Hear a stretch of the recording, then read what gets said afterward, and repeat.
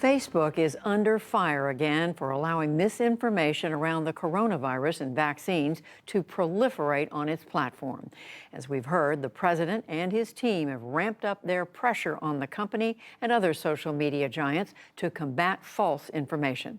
William Brangham looks at a new book that focuses on similar questions about Facebook's role, larger responsibilities, and its business. The authors of this new book detail how Facebook has struggled and sometimes failed to curtail hate speech, disinformation, and violent rhetoric on its platform. It also examines how Facebook has become an enormously lucrative data mining operation, capturing the personal likes and dislikes of its users and serving them up to advertisers. The book is called An Ugly Truth: Inside Facebook's Battle for Domination, and it's written by two New York Times reporters, Shira Frenkel and Cecilia Kang.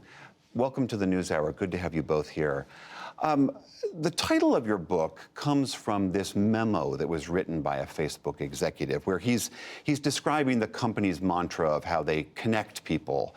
And he writes in this memo about some of the possible dark sides of that connection. Maybe it costs someone their life by exposing someone to bullies. Maybe someone dies in a terrorist attack coordinated on our tools, and still we connect people. The ugly truth is that we believe in connecting people so deeply that anything that allows us to connect more people more often is de facto good. Shira, that's the essential tension in Facebook writ large, isn't it? That's exactly right. And that's a pattern that we show through this book. And for us, it was one of the most powerful parts of writing this book, was discovering that over and over and over again, this company was essentially making a calculus that growth was the most important thing to it. Engagement, people coming on as often as possible. That's what matters. That's really their bottom line. We can't forget this is a business that has to answer to its investors and to the stock market. And so all the decisions kind of stem from that central tension of needing to put, another part of the book says it well, I think, company over country. Cecilia, Mark Zuckerberg's founding idea was a free speech utopian idea that if in the presence of bad speech, quote unquote bad speech, more speech is the solution. But they quickly realized, the executives at Facebook, that lies and misinformation were what were percolating to the top, not countering those things. How did the company broadly react when they saw that that was what was so popular on the site?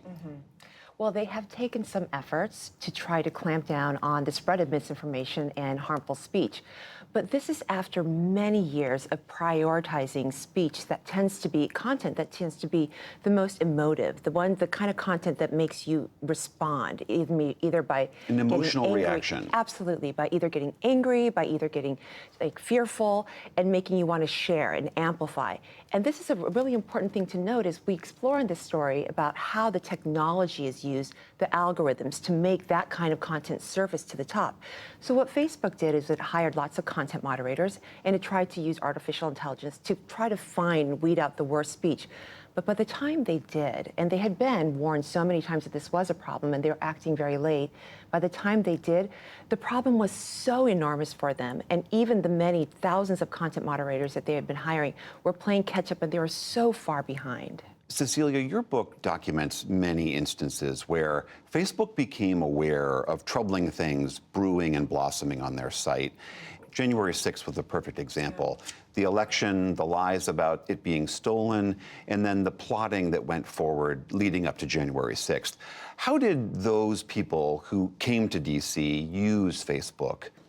You know, journalists were seeing this happen in real time. They were seeing people on the far right, especially, organizing on Facebook right after the election. They were posting photos of arms, actually, and the kinds of rifles that they planned to bring with them to Washington. And they were warning Facebook. I mean, journalists like Shira were actually emailing Facebook and saying, this is going to be a problem. And the company was warned. And what was the company's response to that? When I emailed them about a group I had found where people were posting those photos that Cecilia mentioned of assault rifles, they took them down. But it took me finding that group, and that was on the eve of January 6th. I remember sending that email the night of January 5th for them to take down that particular group. What groups did I not find? What groups did other journalists that work in this space not find? You know, the platform is so big and used by so many people, and Facebook likes to say, oh, we take down 90% of this, or our AI systems catch whatever percentage of that. when you're dealing with millions of posts, 90% is still, tens of thousands, hundreds of thousands of posts that are online and which are active. And so I think the company often uses its metrics to make people feel like it's safer than it is, when in fact, even one really damaging group in which people are orchestrating violence in the Capitol can be too much. In fact, this touches on Facebook issued some statements after your book has come out. I'd like to read this one to you. This is from Facebook saying, quote, "Our teams were vigilant in removing content that violated our policies against inciting violence leading up to January 6th.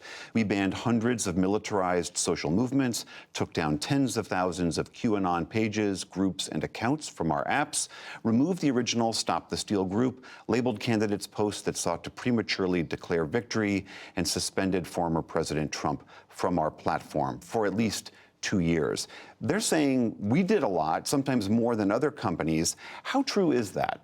Right after the January 6th Capitol riots, Sheryl Sandberg, the chief operating officer, said in an interview, yes, there are some problems on our platform, and we definitely have had some problems with enforcement, but the vast majority of the problems occurred on other platforms. And it actually happens that that was just not the truth. That there was so much organizing that was happening on Facebook, Facebook messaging, and Facebook groups. And we saw that actually in the indictments of many of the people who actually stormed the Capitol later. So while it is fantastic that they took down that original group, if that original group spurred hundreds of others and those hundreds of others weren't taken down, it begs the question of when can you act? And I mean, how can Facebook sit there as a company and say to the public, we are doing as much as we can, we are being as aggressive as we can? And I wonder, $1 trillion company, do they have in their possession the metrics to say, right, we need to hire this many content moderators. We don't need to hire 30,000 people on our security team. We need to hire 100,000 people on our security team. The back of your book has this sort of humorous way of pointing out this pattern. This is 14 years of mea culpas. We got it. We understand the problems from Sheryl Sandberg and Mark Zuckerberg.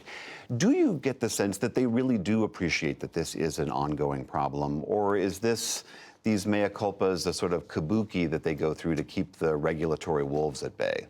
The reason why we put those blurbs in the back is because we realize the patterns are what's really powerful. And so the dichotomy is that if they continue to want growth to come first, there will be collateral damage. And so yes, they do recognize there are problems and they do try to correct them, but it's always a few steps behind at least. We know we're at this moment where Congress is debating what to do about these big tech companies. There's complaints coming endlessly. We just heard recently the Surgeon General complaining that social media sites, including Facebook, don't do enough to take down COVID misinformation.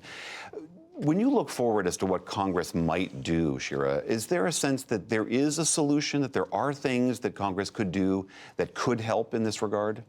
One thing Congress can do is really tackle misinformation head on as its own problem. I think Facebook and a lot of other companies would love to see Congress give them stricter guidelines about what they see as hate speech, what they see as information that leads to voters being disenfranchised. But I really think we're in a moment right now where Congress is struggling with how to define misinformation for itself. There's a lot of energy around antitrust and other ideas, but misinformation, which is difficult because it comes up against our American values of free speech and free expression, that's something they haven't quite been willing to touch yet. The book is An Ugly Truth, Inside Facebook's Battle for Domination. Shira Frankel and Cecilia Kang, thank you both very much. Thanks so much. Thank you for having us.